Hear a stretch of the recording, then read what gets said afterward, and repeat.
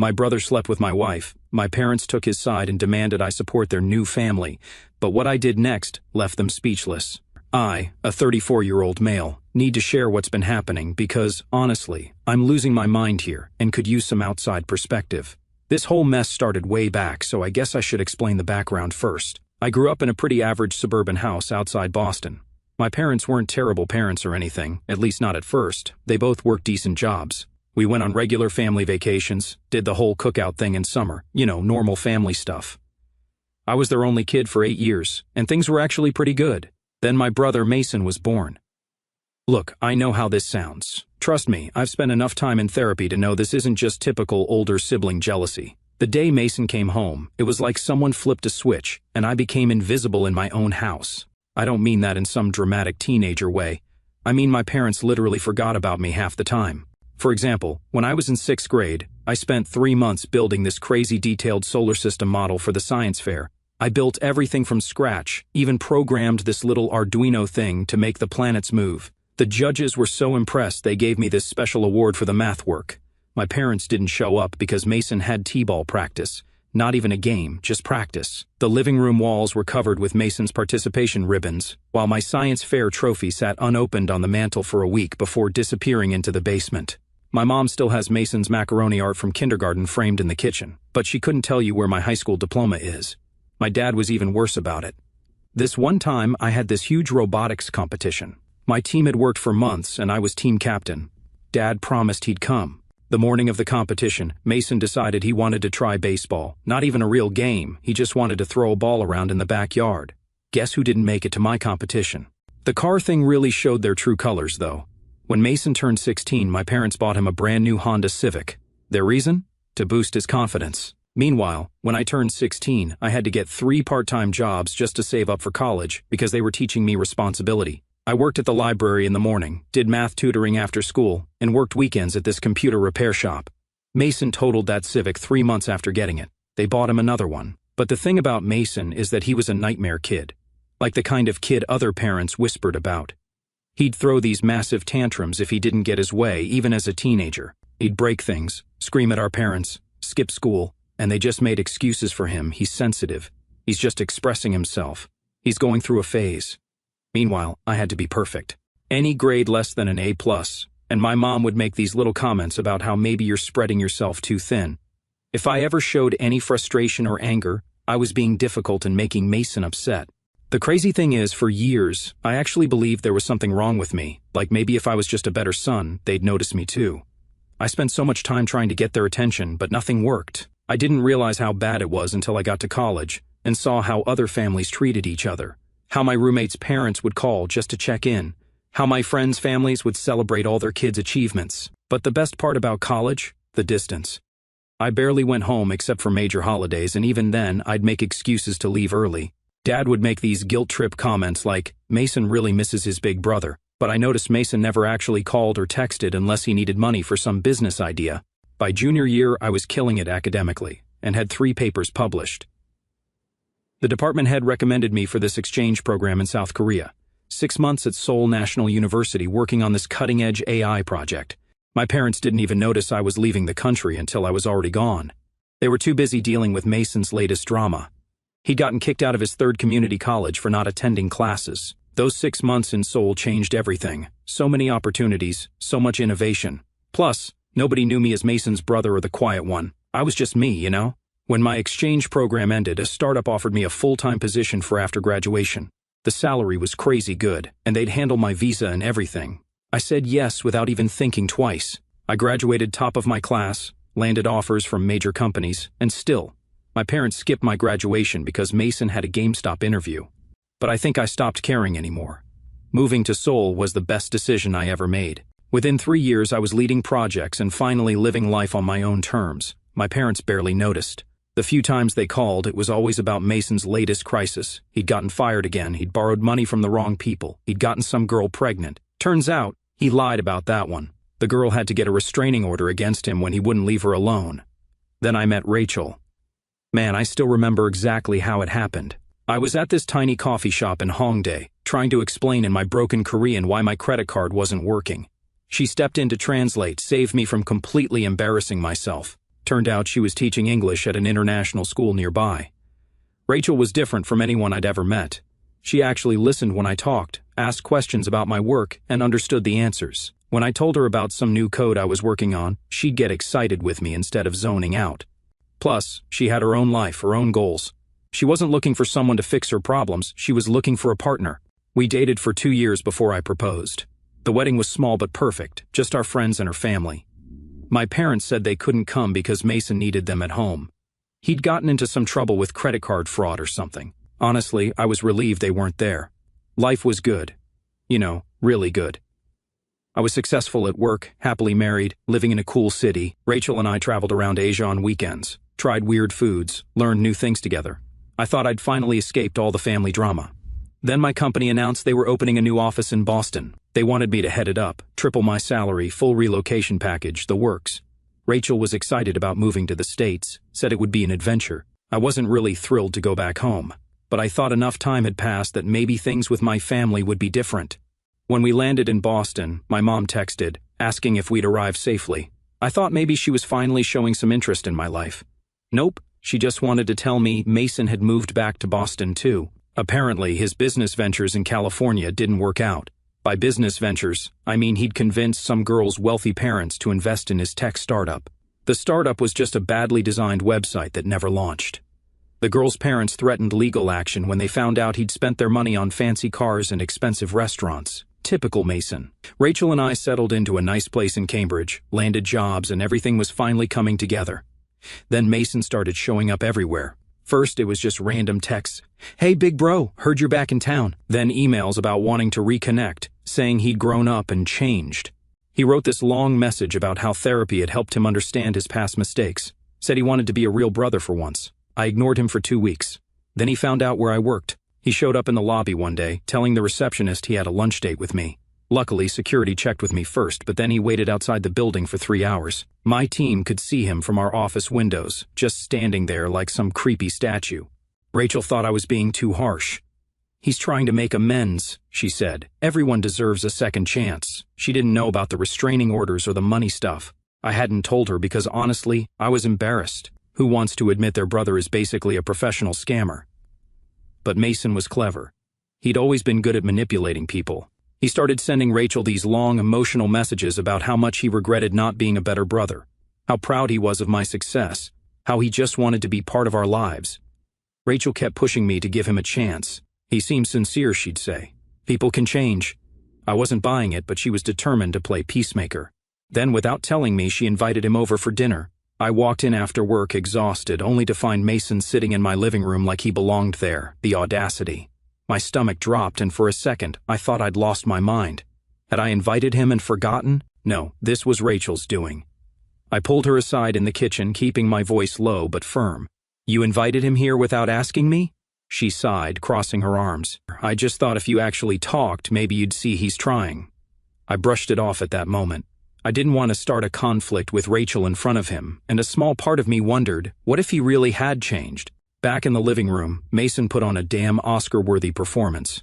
He brought an expensive gift, probably bought with someone else's money, asked all the right questions about my work, pretended to care about our life in Korea. Hell, he even managed to fake some tears while apologizing for our childhood, acting like the lost brother who just wanted redemption. After that dinner, he started coming around more often, always when I was at work, just keeping Rachel company, he'd say. "She's still adjusting to Boston, and I know what it's like to feel lonely in a new city." Looking back, I should have seen what was happening. The signs were all there, but I was so focused on my new job, setting up the office, hiring staff, that I missed them. Then, after 2 months or so, I had to go back to Seoul for a week. The company needed me to train my replacement and transfer some sensitive projects. Rachel insisted she'd be fine. "Mason can help me finish unpacking," she said. "He knows the city better than I do." I didn't want to seem controlling. Rachel was an adult, capable of making her own decisions, and Mason was acting so normal. Still, something felt off. I asked our neighbors to keep an eye on the house, installed some security cameras, made sure Rachel had all the emergency numbers. The week in Seoul was intense. 14-hour days, endless meetings, barely time to sleep. Rachel's messages became shorter, less frequent. She blamed the time difference, said she was busy setting up her classroom for the new school year. Mason sent me updates too. Pictures of them out at local restaurants, showing sis-in-law the best spots in town, Photos at the museum, the park, shopping downtown. But they weren't alone. My parents were always with them, smiling like this was some wholesome family outing. Every message came with a long, over-the-top text about how grateful he was that I'd given him another chance, how he finally understood what family meant. With my parents there, it should have felt normal, but something about it still didn't sit right with me. When I finally came back from Seoul, we had a family dinner. We were all sitting around the dinner table. Me, Rachel, and my parents. It was one of those rare family dinners where things actually felt normal, and for once, Mason wasn't the center of attention. Then Rachel put down her fork, took a deep breath, and said, "I'm pregnant." My heart nearly burst. We had been talking about starting a family, and now it was happening. My parents gasped in excitement, Mom already rambling about baby names, Dad clapping me on the back. But Mason? He didn't look surprised. He just sat there, smiling this weird little smile before saying, "This family is getting bigger in all the best ways." Something about it made my stomach turn. I didn't know why at the time, but looking back, that was the moment everything started falling apart. After the pregnancy announcement, Mason's behavior took a turn for the bizarre. At first, I thought he was just overly excited, but then he started showing up uninvited. Constantly. Every other day, there he was, acting like he had some unspoken right to be involved. "Got to check on my favorite sister-in-law," he'd say, grinning like he belonged there. Then came the comments, little things that felt off. "Our baby is going to be so strong already," he'd say, way too casually. Crazy how connected I feel to this whole thing. The way he talked about it wasn't just enthusiasm, it was possessive, like he saw himself as more than just an uncle. I thought he was just being his usual annoying self, but then little things started adding up, things I couldn't ignore. I mentioned it to Rachel, how Mason seemed a little too involved. "It's weird, right?" I said, expecting her to agree. Instead, she sighed, like I was exhausting her. "You're being paranoid. Mason's just happy for us." "Happy for us, or happy for you?" She rolled her eyes, brushing past me into the kitchen. "God, you always think the worst of people. He's trying to be better, and you're looking for reasons to push him away." That should have been my warning, but I let it go. Thought maybe I was overthinking it. One night, I got home late from work and noticed the front door was unlocked. I was sure I had locked it that morning, but I figured maybe Rachel had just forgotten after taking out the trash or something. Still, it nagged at me, so I pulled up the security camera feed to check if anything was off. That's when I saw the error message, error with storage settings. The system wasn't recording anymore. The past week's footage? Gone. That stopped me cold. I knew those cameras were set up right, and more importantly, I had them automatically backing up to cloud storage, something I hadn't told anyone, not even Rachel. I started noticing other little things too, like how Rachel always put her phone face down now, or how she'd suddenly end calls when I walked into the room, or how Mason seemed to know exactly what was in our fridge without ever asking. One night, I couldn't sleep, just lay there thinking about all these weird things happening. Rachel was sleeping next to me, looking so peaceful. The pregnancy was making her tired all the time now. That's when I remembered the cloud backup for the security cameras. I got up, went to my home office, and logged into the cloud storage account. There were hundreds of saved clips. I started with the week I was in Seoul. First clip, Mason coming over right after I left for the airport. Nothing weird there. Rachel had said he was helping her unpack. Second clip, Mason and Rachel sitting really close on the couch, watching a movie. Still could be innocent. Third clip, Mason kissing Rachel in our kitchen. That's when I started shaking. The clips showed everything. Mason coming over every single day while I was gone, them getting closer and closer, Rachel letting him in late at night. It felt like the air had been sucked out of the room, like I was watching my worst nightmare play out in real time. Every buried fear, every doubt I'd tried to push aside, they were all true. Mason wasn't just pushing boundaries, he had bulldozed right through them, straight into my home, my marriage, my life. And Rachel? She let him, welcomed him in like it was normal. The worst part wasn't just the betrayal itself. It was how casual they were about it, like they'd done this before. They'd hang out in the kitchen, cook together, watch TV on our couch. Mason would bring groceries like he lived there. There was this one clip that really got me. They were in the kitchen, and Mason was standing way too close to Rachel. She was laughing at something he said, and he just reached out and touched her face, the kind of touch that tells you everything you need to know. Rachel didn't pull away. She smiled at him, like she used to smile at me. I watched a week's worth of footage in one night, saw them getting closer and closer, saw Mason basically moving in while I was gone, saw Rachel acting totally different with him than she did with me. The cameras don't record inside the bedrooms. I'm not that paranoid. But the hallway camera caught enough, Mason going into our bedroom with Rachel, coming out hours later. I saved all the footage to a secure drive, made copies, backed everything up. The raged guy in me knew I needed proof. The husband in me wanted to throw up. I kept telling myself maybe I was seeing things wrong, maybe there was some explanation, but deep down, I knew. My brother and my wife, in my house, in my bed, while I was working my ass off in Seoul to give us a better life. The morning after watching all that footage, I called in sick to work. Couldn't sleep anyway, just sat there in my home office, staring at the wall until Rachel woke up. She came in, all cheerful, talking about prenatal vitamins and doctor appointments, acting like everything was normal, like she hadn't spent the last week letting my brother into our home. I didn't yell, just opened my laptop and played one of the videos, the one where they're in the kitchen and Mason's got his hands all over her. Rachel's face went white. She started crying, saying she could explain that it wasn't what it looked like. Then she switched to the classic cheater's playbook. We didn't mean for this to happen, it just happened. Mason really gets me, like somehow that makes it okay. I let out a short, bitter laugh. Mason gets you? Mason, the guy who's never held down a job longer than 6 months? The guy who scams people for a living? That's who gets you? Her lip trembled, but she didn't deny it. I shook my head, my voice tight with anger. I gave you everything, Rachel. I built a life for us. I worked my ass off so we could have a future, so our kid could have a future. You never had to worry about rent, about food, about anything. I supported your career. I traveled halfway across the world with you. I trusted you. And you throw it all away for him? Her eyes welled up, but I wasn't done.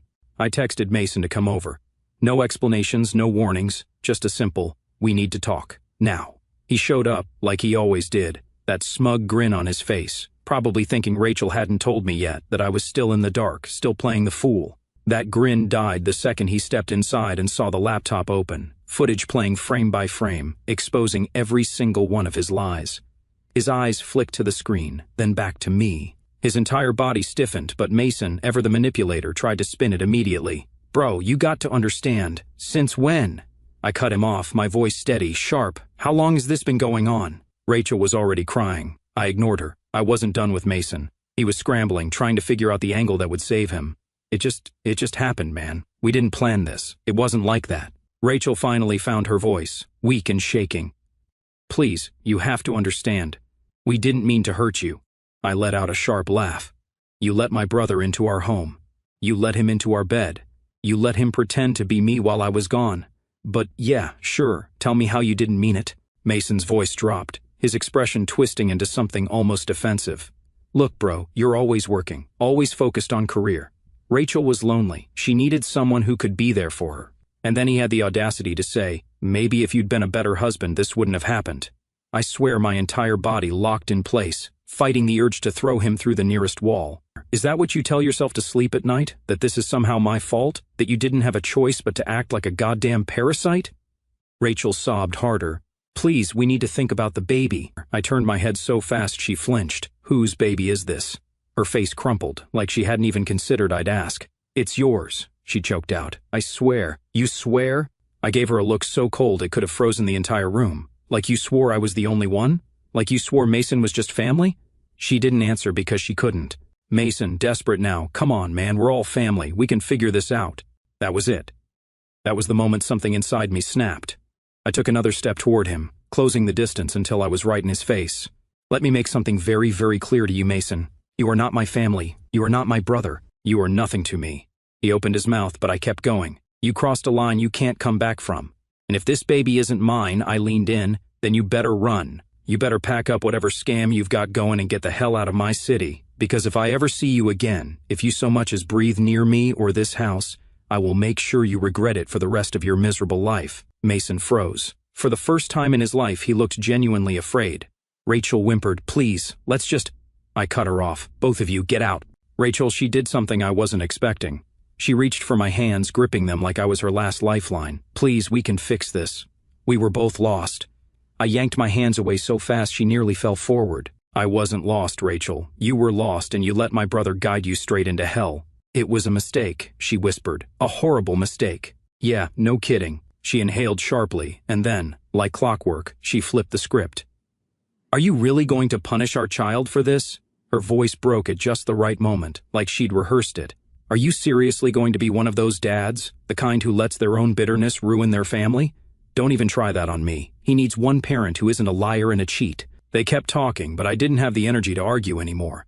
I kept urging them to get out, and as soon as they were gone, I grabbed my phone and called my parents, thinking finally they'd see Mason for who he really was. I should have known better. My mom's first words, "Oh honey, you must have done something to push Rachel away." I felt like I'd been sucker punched. Then she kept going, because apparently that wasn't enough. Mason needs a good woman in his life, and Rachel clearly makes him happy. For a second, I genuinely thought I was hallucinating. Are you actually hearing yourself right now?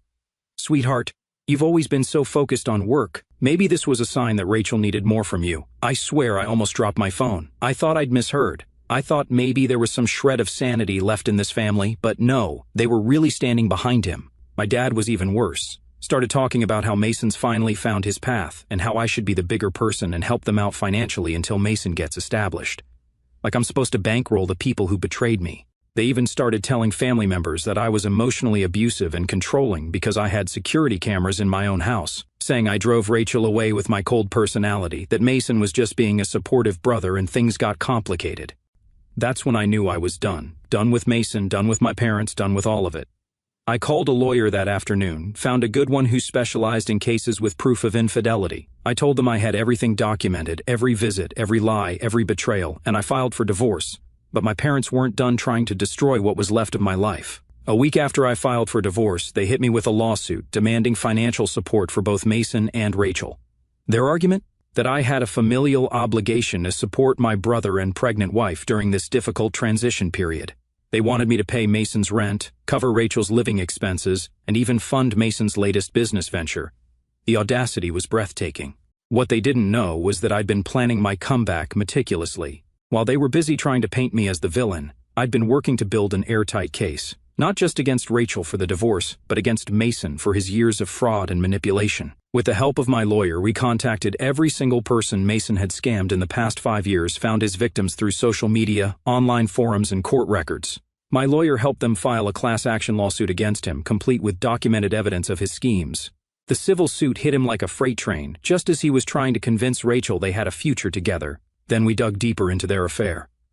Turned out, Rachel hadn't just betrayed me, she'd been helping Mason access our joint accounts. My lawyer found transfers, suspicious purchases, cash withdrawals that coincided with Mason's visits. We froze all the accounts immediately and reported the suspicious activity to the bank's fraud department.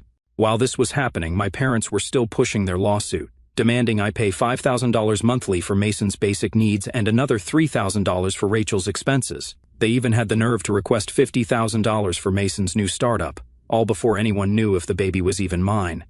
The court date for their financial demands came exactly when I wanted it to. As my parents sat there, smugly confident in their righteousness, my lawyer unleashed our counterattack. We presented evidence of Mason's ongoing fraud schemes, showed how my parents had enabled and covered up his crimes for years, revealed bank statements proving they'd helped him hide money from previous victims. The judge ordered an investigation into their potential role in Mason's fraudulent activities. Their faces went from smug to terrified in seconds as they realized they'd walked right into our trap. Rachel wasn't spared either. The evidence of her complicity in Mason's financial schemes destroyed her credibility. The school board launched an ethics investigation when they discovered she'd been helping Mason target wealthy parents with his investment scams. Her teaching career imploded overnight. Mason's house of cards collapsed spectacularly. Through investigation, former victims came forward, his current scams were exposed, and his reputation was destroyed. No one would trust him with $1, let alone invest in his schemes. He tried fleeing to Florida, but his accounts were frozen, his credit was ruined, and he had nowhere to turn. And every time my parents or Rachel's lawyer tried to paint me as controlling or abusive because of the security cameras, it just made them look worse. The evidence showed I'd installed them for home security while traveling, not surveillance. Their attempts to twist it backfired, making them appear desperate and dishonest. But I wasn't done. I needed to know whose baby this was. By the time we got to the paternity test hearing, Mason was facing multiple investigations. Rachel was unemployed and facing potential criminal charges for financial complicity, and my parents were drowning in legal fees from their failed lawsuit. Their perfect little world had crumbled, and I hadn't even had to get my hands dirty, just let the law do its work. As I waited for the paternity test results, I realized I didn't even care anymore about their destruction. I was focused on the future, my future and possibly my child's future. If this baby turned out to be mine, I was ready to fight for full custody, and thanks to our careful documentation of everything, I was in the perfect position to win. Buckle up, because this story somehow got even crazier. Remember how I mentioned the paternity test was pending? Well, it came back. I am the father. When Sarah, my lawyer, called with the results, I had to sit down. It's like life has a sick sense of humor, you know? The one thing that could make this mess even more complicated actually happened. But here's where it gets interesting. The day after we got the results, Rachel showed up at my door, demanding I drop all legal proceedings because family should stick together. The audacity of this woman. She brought Mason with her, and they tried to pitch me some BS about co-parenting as a modern family. Turns out they're completely broke after their accounts got frozen, and they were hoping to move into my house. Yeah, you read that right. The best part? They recorded the whole conversation, thinking they could use it against me somehow, except they forgot about one tiny detail. My security system records audio too. So now I have crystal clear footage of them attempting to extort me and admitting to several other schemes they've been running. Sarah says this is like Christmas came early for our case. Mason's schemes? Well, karma hit fast. He tried scamming some investors in Florida, except one of them turned out to be an undercover FBI agent. My parents had to sell their vacation home to bail him out. They're still insisting he's just misunderstood and that I should help him get back on his feet. Rachel's life is imploding spectacularly too. Remember that school board investigation? They found evidence she was using her position as a teacher to get parents' financial information for Mason's scams. She's now facing an investigation from the Department of Education, and several parents are filing civil suits. The cherry on top, my parents tried to organize a family intervention at their church, telling everyone I was mentally unstable and needed help. They invited Rachel's whole family and some church elders. What they didn't know was that Sarah had already spoken with the church leadership about Mason's elderly scam victims, many of whom were church members. The whole thing backfired beautifully, and now they're basically social pariahs in their own community.